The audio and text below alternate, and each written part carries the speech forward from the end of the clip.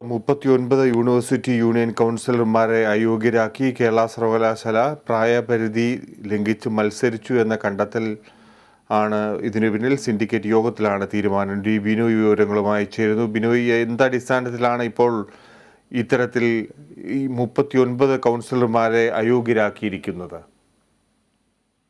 Kattakada Christian കോളേജിലെ ആൾമാറാട്ട സംഭവവുമായി ബന്ധപ്പെട്ട് സിൻഡിക്കേറ്റ് തന്നെ ഒരു അന്വേഷണത്തിന് തീരുമാനിച്ചിരുന്നു. അത്തരം അന്വേഷണത്തിന്റെ ഭാഗമായി അല്ലെങ്കിൽ ആ അന്വേഷണത്തിന് ചുമതലപ്പെടുത്തിയിരുന്ന സമിതി അംഗങ്ങളുടെ കണ്ടെത്തലാണ് ഈ 39 പേരെ അയോഗ്യരാക്കാൻ തീരുമാനിച്ചിരിക്കുന്നത്. കാരണം 26 വയസ്സാണ് കേരള സർവകലാശാലയിലേക്ക് മത്സരിച്ചെന്നുള്ള പരമാവധി പ്രായം. ഇത് കഴിഞ്ഞുള്ള ചില ആളുകൾ യൂണിവേഴ്സിറ്റി യൂണിയൻ കൗൺസിലർ സ്ഥാനത്തേക്ക് മത്സരിക്കുകയും ജയിക്കുകയും ചെയ്തെന്ന് കണ്ടെത്തിയിരുന്നു.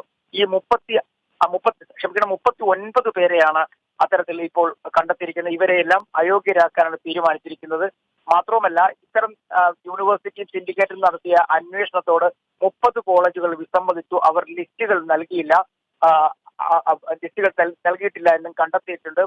അതുപോലെ തന്നെ കേരള യൂണിവേഴ്സിറ്റി യൂണിയൻ തിരഞ്ഞെടുപ്പ് മാറ്റിവെക്കേണ്ടി വന്ന ഒരു സാഹചര്യമുണ്ടായി. ഇതിന് പ്രധാന കാരണം കാട്ടാക്കട ക്രിസ്ത്യൻ കോളേജിലെ ആൾമാറാട്ടവും തുടർന്നുള്ള കേസും പ്രശ്നങ്ങളുമാണ്. ഇത്തരത്തിൽ കേരള സർവകലാശാല യൂണിയൻ തെരഞ്ഞെടുപ്പ് മാറ്റിവെക്കുക വഴി യൂണിവേഴ്സിറ്റിക്ക് വളരെയധികം നഷ്ടമുണ്ടായി എന്നൊരു കണ്ടെത്തലുണ്ട്. ഈ കണ്ടെത്തലിന്റെ ഭാഗമായി, അതായത് തെരഞ്ഞെടുപ്പുമായി ബന്ധപ്പെട്ട് നോമിനേഷൻ സ്വീകരിച്ചതിന് ശേഷം തെരഞ്ഞെടുപ്പിന് വേണ്ടി തയ്യാറാക്കിയ ബാലറ്റ് പേപ്പർ ഉൾപ്പെടെയുള്ളവ തയ്യാറാക്കിയിരുന്നു. ഇതുവഴി പ്രിന്റിംഗ്, അതുപോലുള്ള തയ്യാറെടുപ്പുകൾ എല്ലാത്തിനുമായി ഏകദേശം 1,55,398 രൂപ ചെലവായെന്നാണ് കണ്ടെത്തിയിരിക്കുന്നത്. ഈ തുക കാട്ടാക്കട ക്രിസ്ത്യൻ കോളേജിൽ നിന്ന് പിഴ ഇനത്തിൽ ഈടാക്കുവാനും സിൻഡിക്കേറ്റ് യോഗത്തിൽ തീരുമാനമായിട്ടുണ്ട്.